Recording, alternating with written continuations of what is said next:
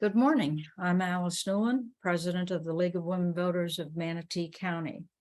Today's presentation, Constitutional Amendments, New Voting Requirements, and the Most Common Voting Mistakes, is being recorded and available on our website.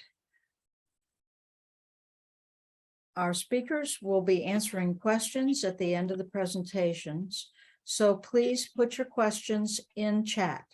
Please use chat only for questions for the speakers. Sidebar conversations or pointers are distracting to the viewers.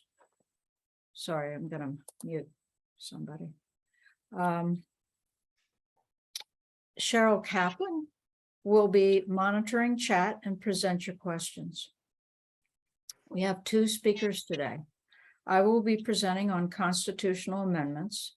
I'll cover the three constitutional amendments that are on the 2022 ballot, and these are all from the legislature. And I will also be taking a closer look at the citizens' initiatives. Carolyn Sheets, chair of the Voter Services Action Team of the League of Manatee County, will be presenting voting law changes in the last 2 years that affect the voter and common mistake voters make. So let's get started.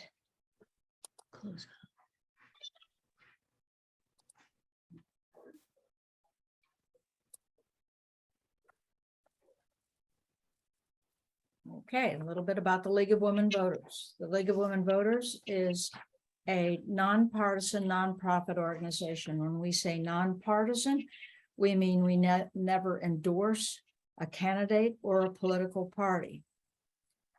Because we are political because we take positions on some issues. Men were welcomed into the league in 1972, and 20% of our membership are men. So please join. Our mission is to encourage informed and active participation of citizens in government through two functions. The first is education, because we believe the basis of good government is an informed electorate, and that is non-political. And then the other is advocating for policy issues after careful study and consensus by our members, and that is political. We keep these two functions separate, and this particular presentation is an educational presentation. Florida's Constitution establishes the rules and basic rights, but it's different than the U.S. Constitution. The U.S. Constitution's amendments are numbered, Amendment 1, Amendment 2, etc., whereas the Florida Constitution embeds the amendments into the text. So it's either in the text of the Constitution, replacing, adding to it. In order to be added to or amend the Constitution, 60% of the vote is required to pass. And it's important to note that legislative acts can be easily changed, but not so with constitutional amendments. There are 5 methods of amending the Florida Constitution. One of them is through the legislature, and for that to happen, it requires a 3/5 approval in both chambers. All 3 of those that are being presented today are legislative initiated. Then there's the citizens initiative. To get a citizens constitutional amendment on the ballot, you need to have 8% of those who voted in the past election sign petitions to request that it be on the ballot. We're going to talk a little bit more about some of the requirements for that, but it is of note that the Citizens Initiative is the only one that requires judicial review for clarity, being one subject, and being consistent with the U.S. Constitution. An example would be something like the nonviolent felon voting that passed, or medical marijuana. Then there's the Constitutional Revision Commission. This meets every 20 years, and the last time it met was 2017 to 18, and then their proposals for constitutional revision were on the 2018 ballot. There is also a Taxation and Budget Reform Commission that meets every 20 years. It was established in 1988 by constitutional amendment, and which the voters approved. And it only works on taxation and budgetary issues. There's also a relatively obscure one that a constitutional convention can be called by the citizens. That's never happened, and it's unlikely to ever happen. So let's go on to the 3 amendments that are on this year's ballot. The first amendment is to limit the increased property assessment for flood improvements. So many home improvements ultimately increase the value of your home, and so therefore you'll pay higher taxes because your home is appraised at a higher level.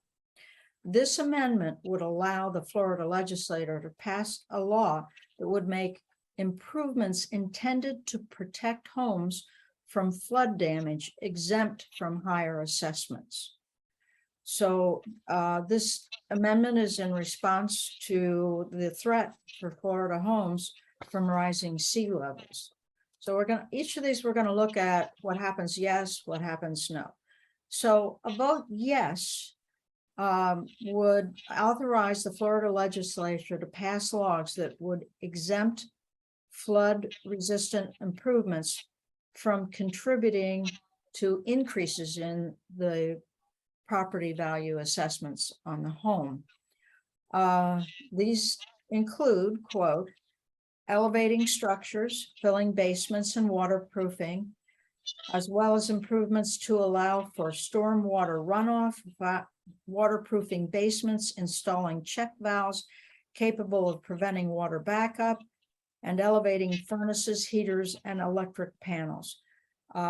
If this were to pass, it would take effect on January 1st, 2023.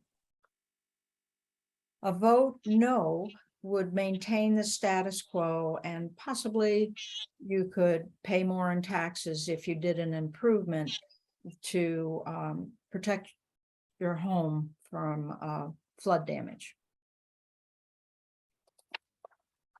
Amendment 2 is to abolish the State Revision Commission. So we talked about that. This is one of the 5 methods for amending the Constitution that the voters vote on. So that the key on these amendments is that the voters get a say as to whether it's amended or not.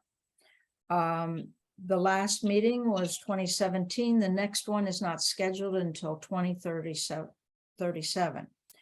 The commission itself, it consists of 37 members. 15 are appointed by the governor, 9 by the president of the Senate, 9 by the Speaker of the House, and 3 by the Chief Justice of the Supreme Court. The state attorney general is the 37th member. So you can see that if one party has all those positions, the governorship and the 2 houses, that what happened last time is that it became a pretty political organization. This commission is unique to Florida. Because they refer constitutional amendments directly to the ballot for a public to vote. Last election, they placed 8 amendments on the ballot. That's the 2018. And if you remember, some of them were bundled. So there were multiple things in one. which is not permitted on a citizens initiative. It has to be one subject. It's also important to note that the legislature has had repeated attempts to significantly restrict Florida's citizen-led initiative process. So let's look at yes and no. So a vote yes would eliminate the revision commission. And it would just leave 4 ways for a ballot, an initiative, ballot, constitutional amendment, excuse me, to hit the ballot.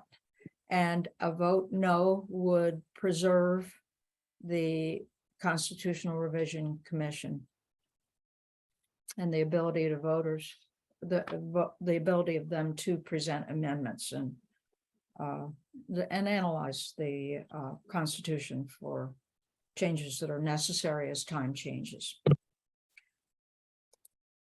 Okay, the third amendment 3 is a new homestead exemption of up to $50,000 for certain public service employees. So this would authorize the state legislature to allow an additional, because if you have a homestead exemption, you already have 50,000 that is exempt from real estate tax. So this would be an additional 50,000 exemption for certain public service employees, including quotes, classroom teachers, law enforcement officers, correctional officers, firefighters, emergency medical technicians, paramedics, child welfare services professionals, active duty members of the United States Armed Forces, and members of the Florida National Guard. This would not affect school taxes, so it would just be for your regular, and it would take effect on January 1st, 2023. They have already passed enabling legislation on this, so it would be, if it is voted yes, it would take effect. A vote yes would allow the legislature to reduce the tax revenue for certain public service employees. Now, it's important to also notice the financial effect of this. So in the year 2023 to 24, that would cost counties $85.9 million in revenue that they would be expecting to get. By 2026 to 27, it would go up to 96 million. The legislature has taken into consideration what they call fiscally constrained counties, primarily rural, which would be mainly in the panhandle and in the center of the state.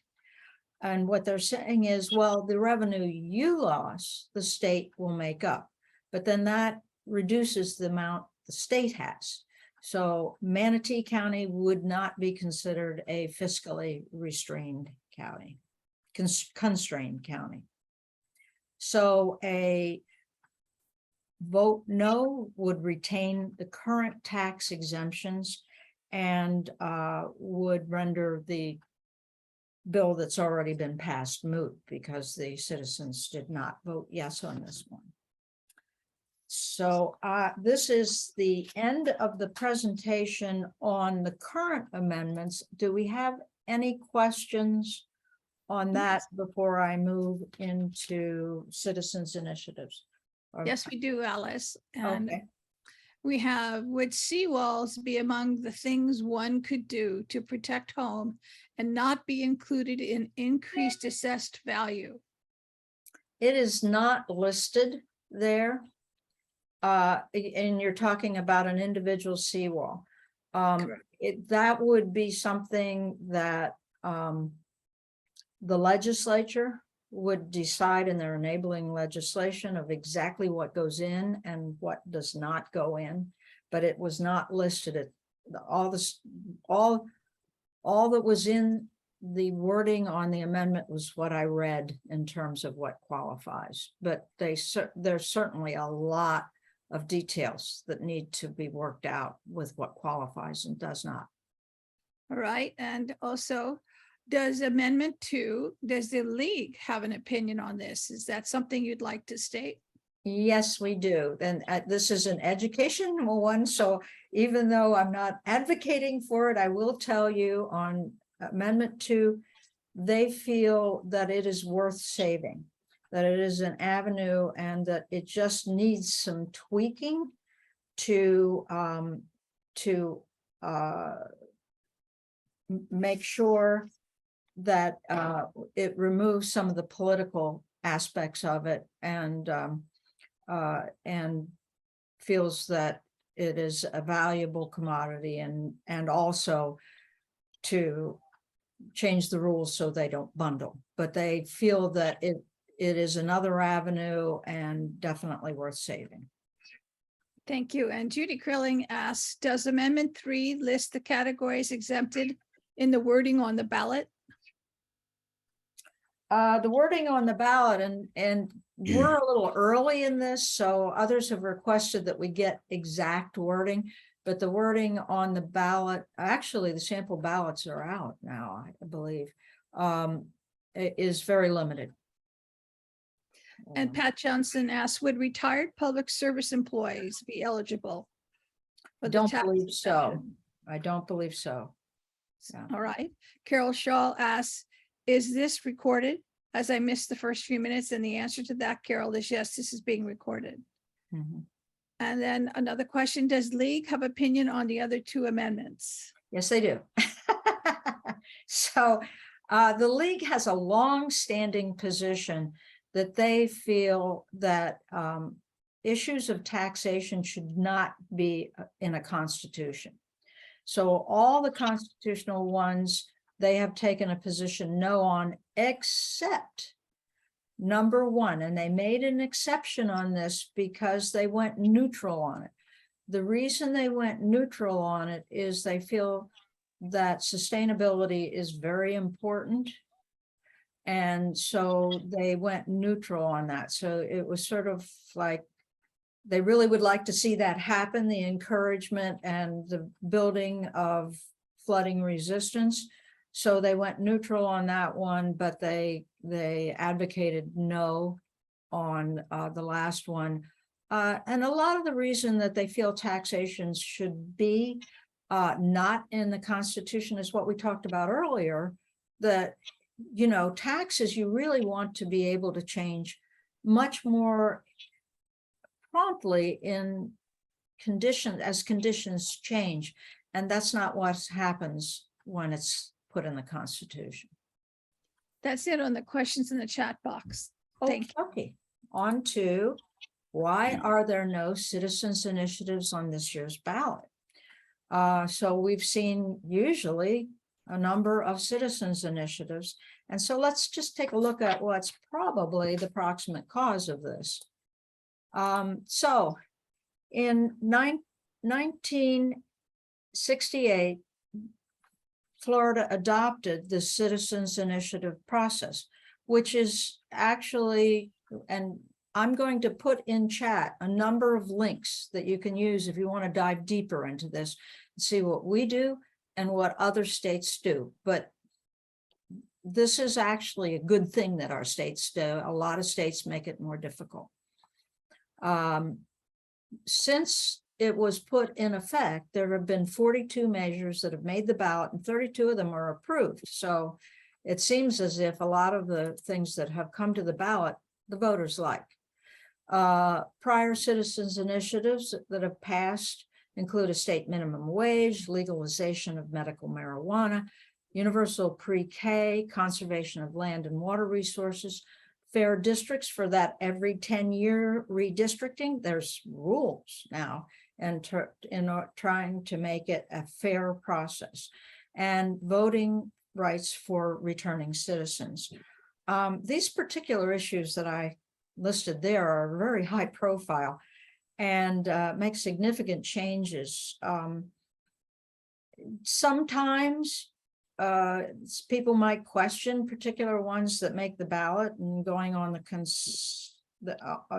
for vote, but nevertheless, it does provide a really good venue for citizens to vote on issues that are important to them, but not necessarily a priority to our legislature, or maybe even opposed by the legislature.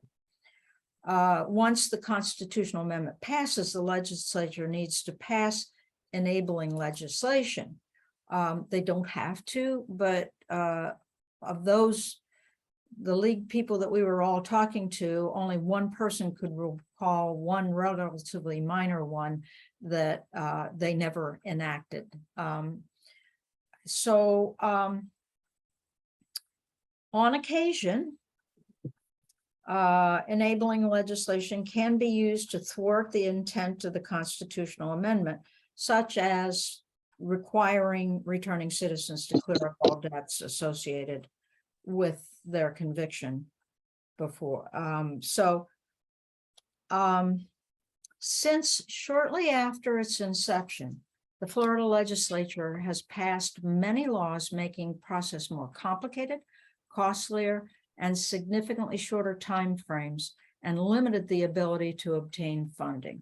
Now, what I'm going to show you next is a partial list of a partial list that was done by the ACLU that has the changes to the Citizens Initiative that were passed by law through our legislature.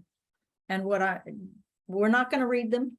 We're just going to pick out a few and show you, and I will tell you what they were in reaction to. So in 1996, there were 3 legislative initiatives put on by the voters for Everglades conservation. In 1997, let's see if I can, they passed a law that put significantly more bureaucratic paperwork and extended the time before the election that you needed to get the signed petitions in for verification. In 2002, voters approved universal pre-K and classroom size initiatives. That same year, the legislature required all citizens initiative to put the revenues and costs of that initiative on the petitions. In 2011, following the voters' approval of fair district amendments, the legislature cut the signature expiration date in half from 4 to 2 years. These all are really close together, and they all came out in rapid succession after the 2018 Voter Restoration Amendment. And the legislature and the governor made it very clear they wanted to eliminate citizens' initiatives. There were a series of arguments such as the electorate doesn't understand, that's our job, the money's coming out from out-of-state influence. So the 2019 one put a lot more restrictions on, you can no longer pay someone to collect signatures, which you have to do in order to get enough. So those circulators can only be paid hourly. They can't be paid by the petition. They have to register with the state, and a number of other things that will increase costs. 2020, they acted a lot more stringent regulations on the initiatives, a lot more, like doubling the signature threshold for the Supreme Court, and backing up timeframes. 2021, they capped donations at $3,000.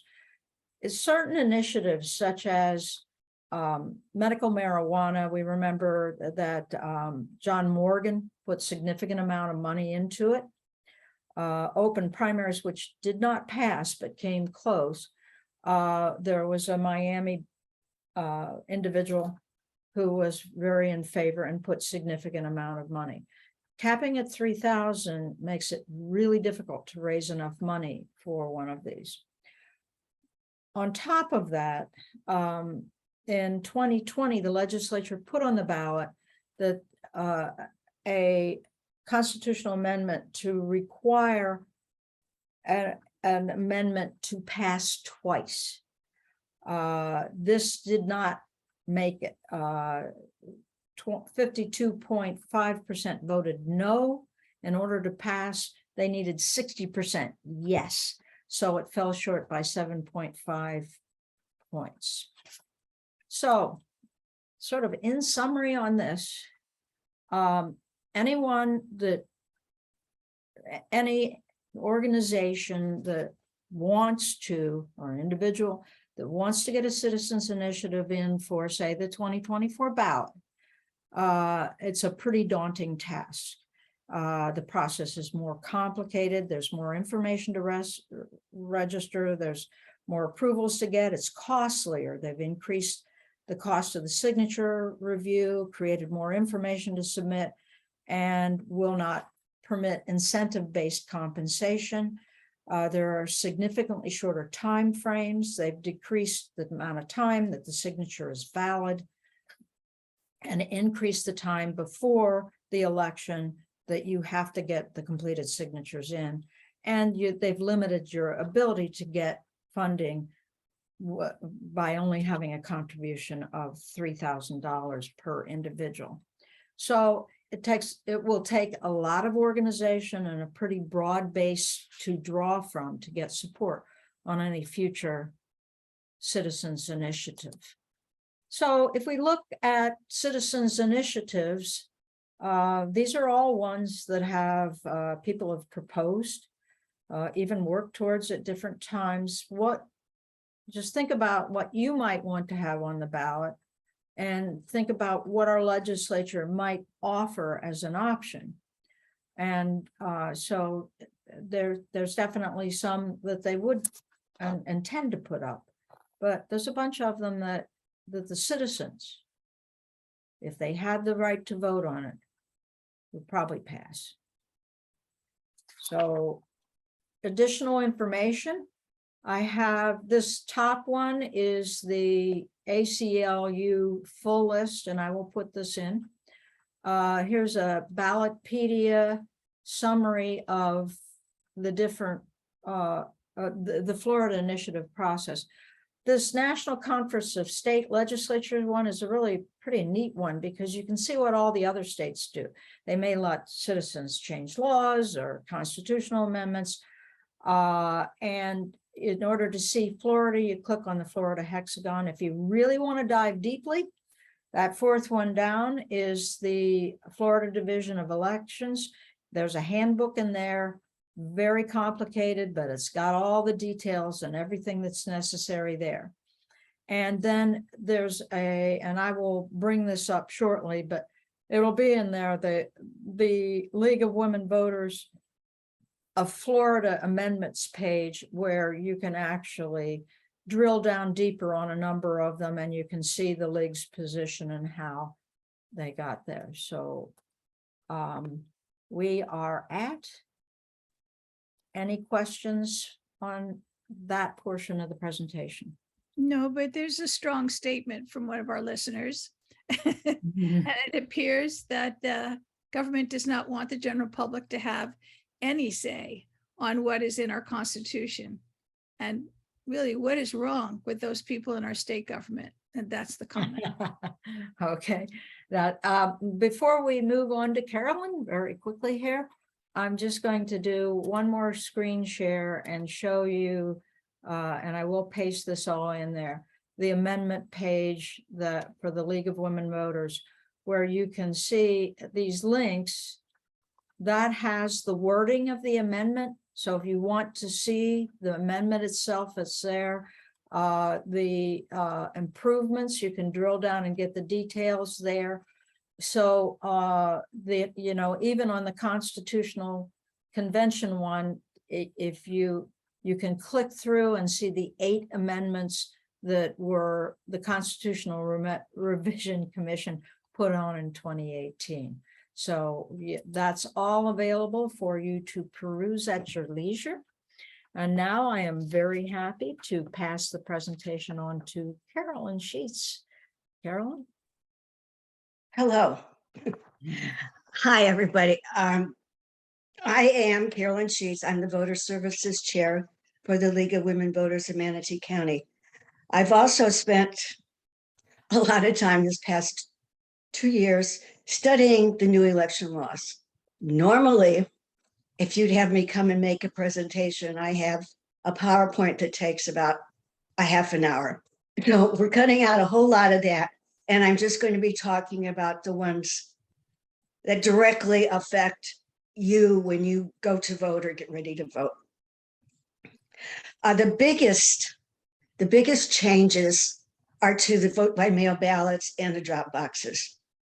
The vote by mail ballots, you need to request your vote by mail ballot now every single election cycle, which happens to be 2 years. It's from one federal election, which is what we'll be having in November, and then starts again the next year and goes to the next federal election.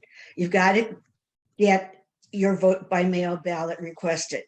Previously, you'd get your ballot and it would say, do you want a vote by mail ballot? And you say yes, and it would come for the next couple of years. Now, when you do request that vote by mail ballot, now you have to give an identifying number, which would be, for now, the last 4 digits of your social security number, or your Florida driver's license or Florida ID number. The SOE has one of these on file. I've given them both just to make sure that they have the right one when I ask anything. If you're planning to get a vote by mail ballot, like if you didn't vote by mail in the primary, you've got till it's October 29th, 10 days before the election, to call or email to get a ballot sent to you. So don't forget, if you haven't done it, you need to do it. Another thing, this is not in the election law, but is affecting the election law, and that is the redistricting. Your precinct may have changed. You may not be going to vote at the same place you used to vote. If your address has changed, you've got to make sure the supervisory election has your new address. This affects those people who are going in person to vote. You can no longer just go in and say, okay, well, I moved. You have to do it ahead of time. Or in that case, you could do a provisional ballot. If you have a vote by mail ballot, this was a new one to me.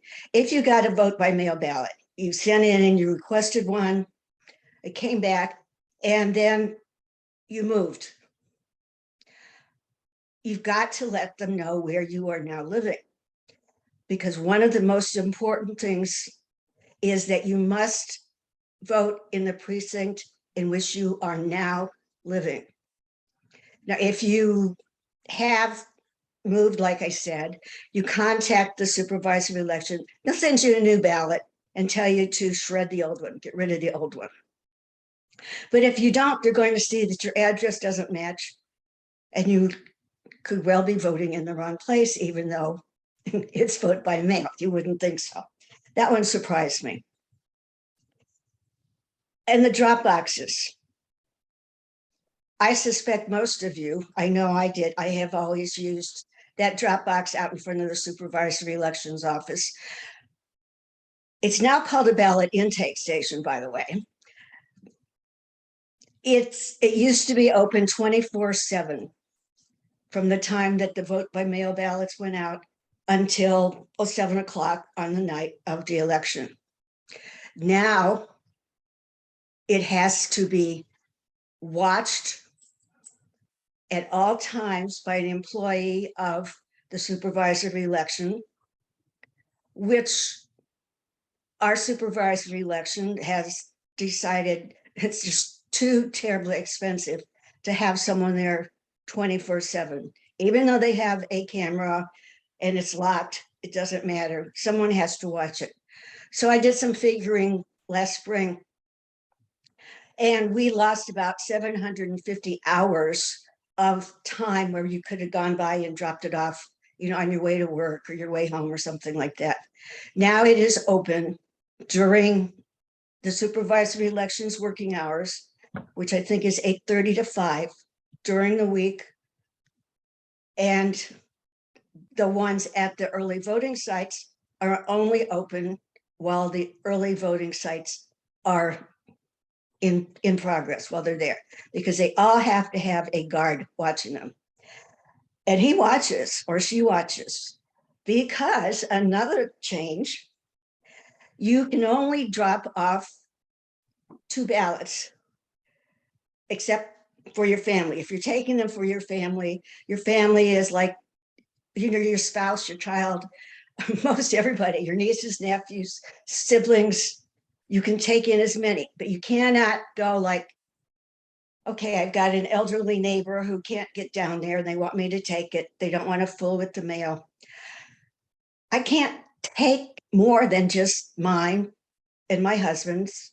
I can't do that. I could go back another day and take 2 of them. But believe me, they watch. He wants to see, what you got. And, oh yeah, did you have it signed? Which is another one we need to go into. So you got to be careful about those things. You can't just go to like assisted living, independent living.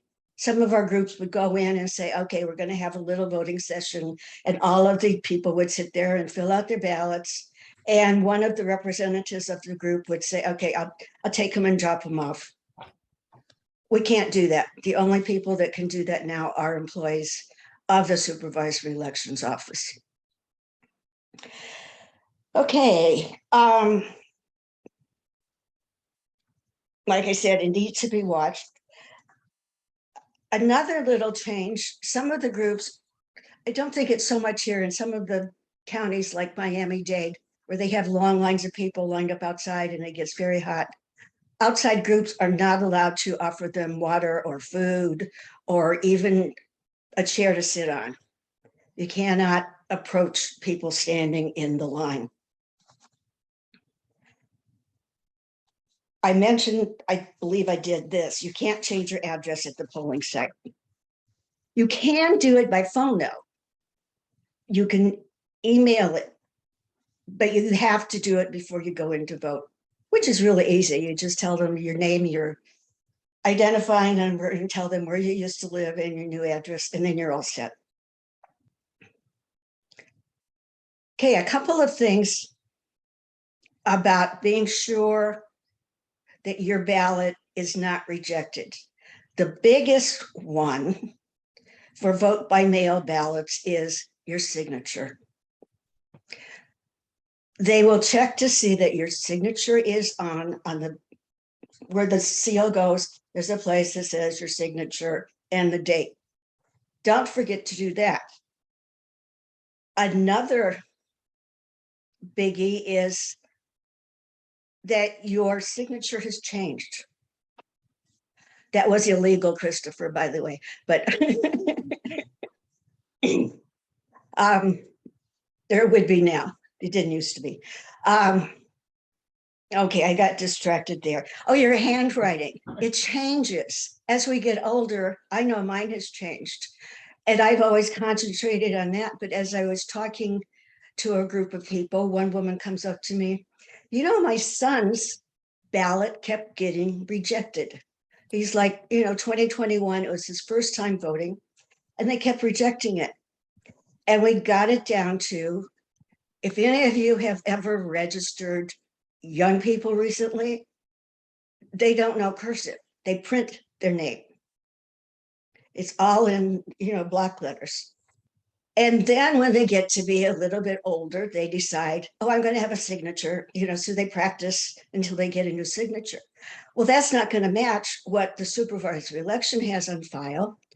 You have to go in Or you can tell them you need to change your signature. And all you do is put your signature down, and that's what they will compare your vote by mail signature with. So think about that. I know all of us older people, we know that, but tell your grandkids, anyone who's getting ready to vote, you know, you got to have a consistent signature. I mentioned the fact if you move, you have to let them know your new address. And you heard me make a comment to Christopher now. If you are not at the place where you normally live and you haven't told the supervisor of election where you will be, like Alice knows she will be in Pennsylvania, West Virginia. So it's sent to her. It will not go like send it to her house over on the west side of town here and forward it. They're not allowed to forward vote by mail ballots any longer.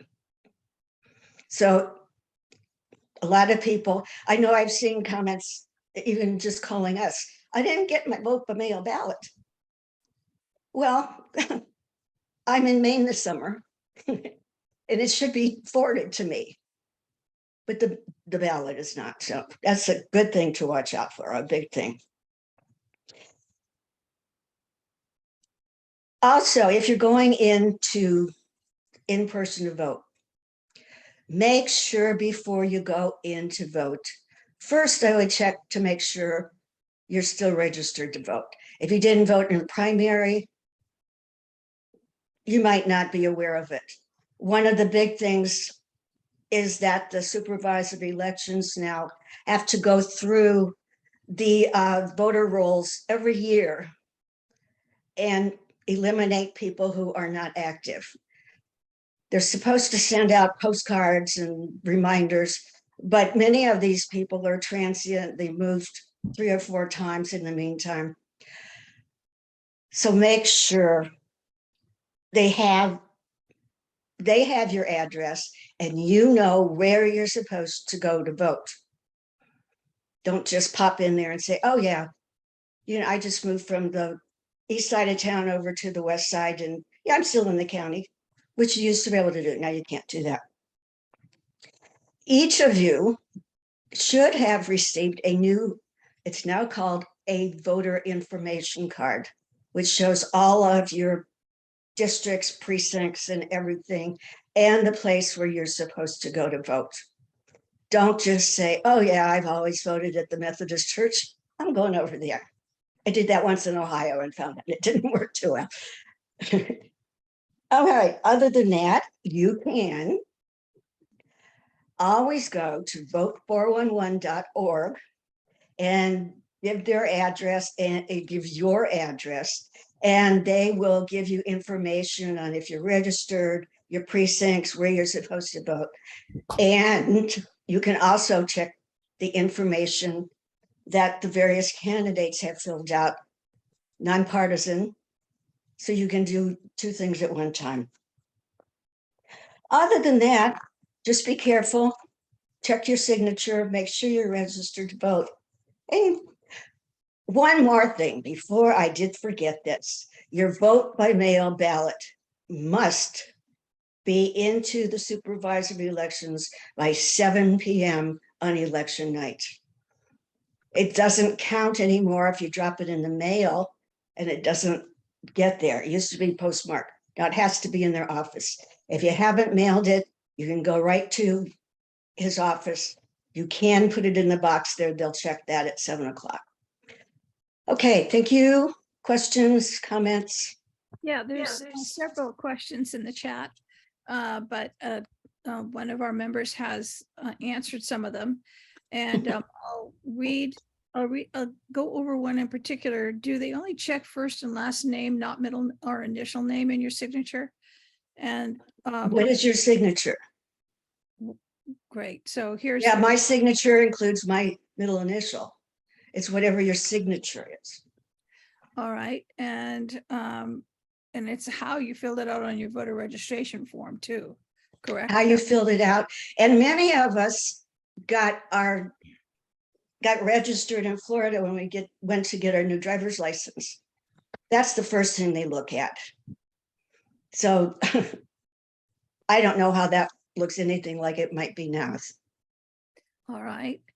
And let's see what else came up. Pretty much you've covered everything very, very well. There was another comment that a member made that the US Constitution has only been changed 22 times in 246 years. And the Florida Constitution's been changed over 100 times in Yeah. far less time. Let me comment on that. It's a different animal. The US Constitution is really a different animal than the way Florida's Constitution has evolved. So anyway, All right. That's fine. I'm just reading off what's in here. yeah. And and here's something from a member. When I worked at the polls in August, people wanted to drop off VBM ballot at the polling place. They could not be accepted as we couldn't have them into the SOE office by 7:30. Do you have a Right. comment on that? Yes, it's only early voting when you're allowed to drop off your vote by mail ballot into the drop boxes. They don't want your vote by mail in person. I know when I worked polls, people were able to turn them in, cross them out, inactive, and actually vote. But no, they cannot take them. All right. That's it. Oh, I've got one that Felicia made a point of. Some people come and do signature changes or address changes. And when they do it, they just take the top block and put that in. It's my address change. And they neglect to go down the bottom and put it the party. And she said she had a lot of people very upset because they wanted to vote in the Democratic or Republican primary, and they're put in as no party affiliate, even though if they had selected a party before. Oh, really? The new application reigns, and they become an NPA, and when they go to vote, they have very little on their ballot to vote on. So I guess. yeah. Well, you have to sign at the bottom of the page. So I Right, guess but they just figured, they neglect. yeah, I'm already registered as a Yeah, Democrat or they figure whatever. they've been registered Republican, Right. Democrat, and then they're just changing their address. So they Right. change the address, they sign at the bottom, but they don't click off a party. And then when Right. they go in the primary, it's like, whoa, Oh, almost okay. nothing. So, Just make it everything a little more difficult. yeah, yeah. So, so Cheryl, we're done with the questions? Yeah, we are. That's Okay. from what I see in the chat. Yeah. All right. Well, we thank everybody for their interest. Want to invite everybody to please join us for the Taste of the League this Thursday at 5:30. And it's on our website, lwvmanatee.org, the link to register. It's fun. This happens every other month. You'll learn a part of the league. So this one, we're highlighting education, but we're also have a segment where we talk about what's happening, what's coming up in the league. So there's a lot of stuff going on that unless you're in that committee or unless you're on the board or you attend the board meeting, you wouldn't know about. And this is your chance to hear about it and also to ask questions, put your 2 cents in. So we hope you can make it. We hope you can bring a friend with you. I'd like to add something. Okay.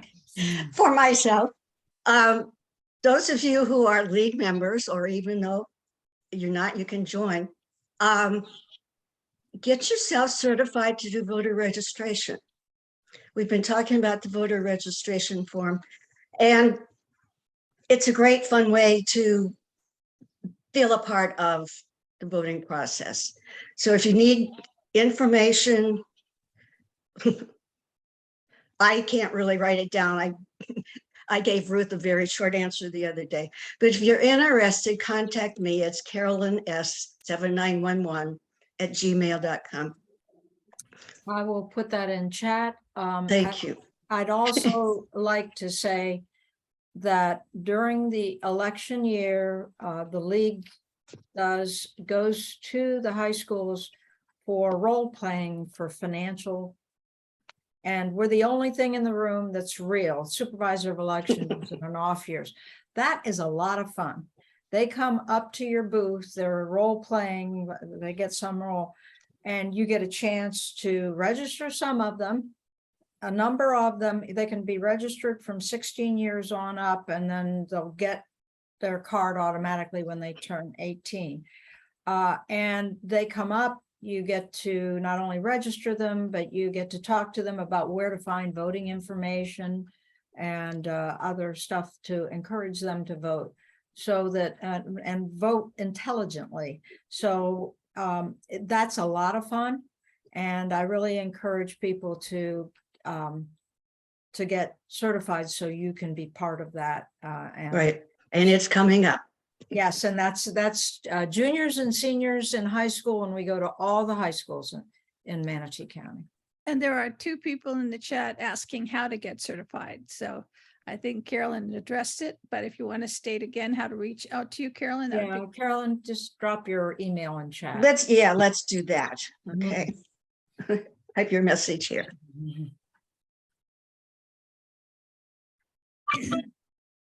Okay.